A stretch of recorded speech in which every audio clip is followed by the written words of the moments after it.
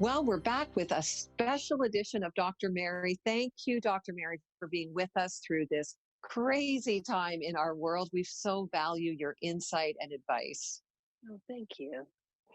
Today, I want to talk to you about a theme that's been going on. Mhm. Many people are hearing the word reset, that this is Yeah. a reset individually for what is important to us, what do we value, how do we do relationships. Like we're getting some space in our life to reset. And I do believe it's a reset for the church as well. But let's, Mhm.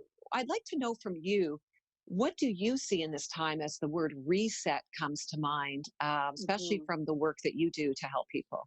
Mhm. So many of us, we just stick with the tried and true. And it could be as dysfunctional as anything, but it's what we know. And so we just keep trudging on, trudging on. It's like white knuckling our way through life. And when I work with people who come and they long for things to be, they long to be free of pain. But yet, the thing that stops them is they're afraid of doing the work to get them to that place of freedom. And so, when we're during this time of everything, lots of things being taken away from us, it really is a remarkable time to consider reset. One thing is we're learning we can actually tolerate more change than we realize. We can actually manage change in a better way. But it also, what it's doing is it's kind of bringing it out very clearly from the stress of it that, man, those cracks that I have in my marriage or in my character and my mental health or how I parent, they're even more apparent. And, the human nature may be to just wish I'm just going to push through and hopefully when I get back on the other side, everything will go back to normal. Well, that in my field is called denial. And the problem with denial is you stay stuck and there's no growth that happens. Change has to be pushing through discomfort. So I would say for people as they're listening in to think about what in your life, if you're really honest with yourself, is not working. Whether it's your marriage, whether it's your work life, whether it's how you connect with your kids, whether it's your emotional health, whether it's your spiritual life. And think about prayerfully, what can I do during this time of reset to to change things so I could be healthier? What do I need to do to use this time wisely? That's great, Mary. And I think that's so true. We like to live in denial. And for many people, that means I don't want things to change. And I'm Hmm. wishing things would come back to normal. And I think the wake up call here is we're not going back to what we thought or what we knew as normal before. We're going into a Exactly. new future and we want to go in, reset in a healthier way. Just to stick on that topic of denial, forms of denial. It's one thing to say I use things, I use denial in my life. Can you tell us more what that looks like? Well, it depends on personality. So my personality, because I tend to be very relationally oriented and I'm generally optimistic, is I'll just diminish that there's any problem.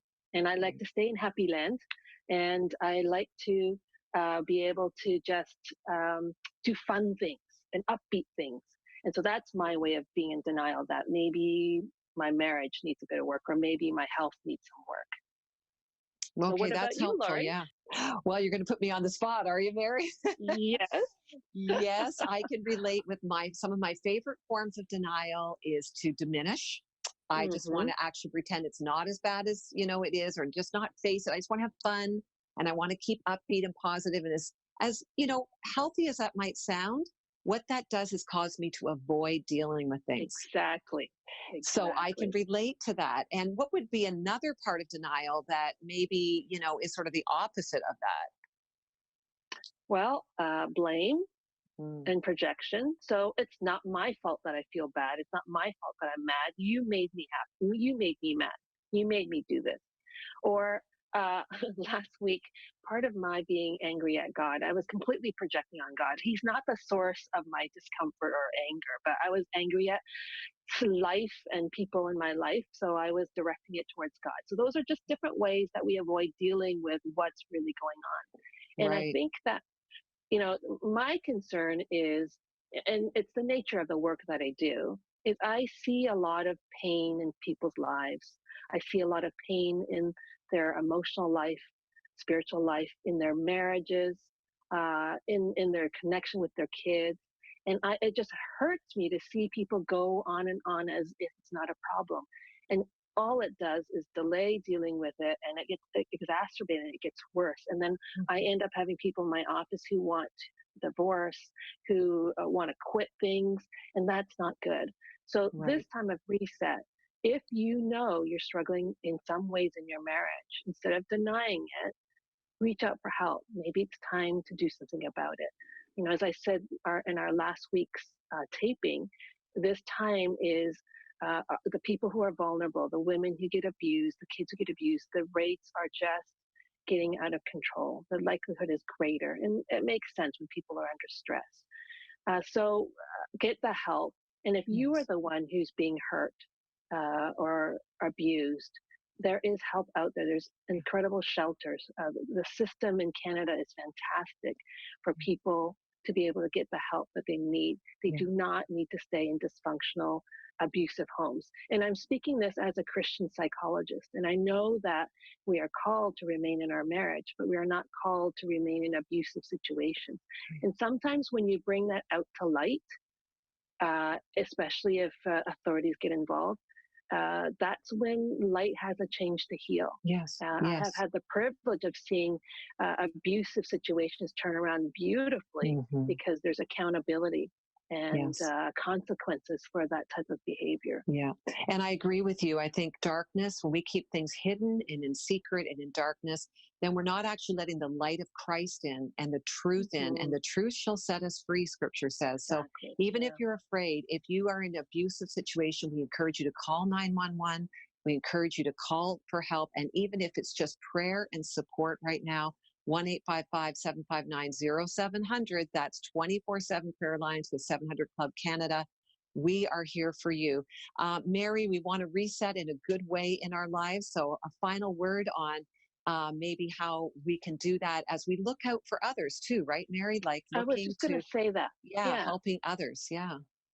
Yeah, we all have people in our lives that we know deep down that they're struggling in their marriage, or they've had some frustrations with their kids, that they're dealing with kids with disabilities, or they're dealing with elderly parents. We know family or people who might be stretched thin. So check in on them regularly, make sure they're okay. And then don't be afraid if you need to call for help on their behalf. Very good. Very good. Thank you, Hmm. Dr. Mary. We're so thankful for you in this time. I encourage people to check out your podcast, A Fully Lived Life. It is so thoughtful and it's very practical. The anxiety, coronavirus anxiety workbook That's is a right. free downloadable workbook on our website, 700club.ca, and they can find you at drmary.com. Thank you so much for your time. The Lord bless you in this time. And let's all reset our lives in a great direction towards the future with a future and a hope, as scripture talks about. We'll be right back.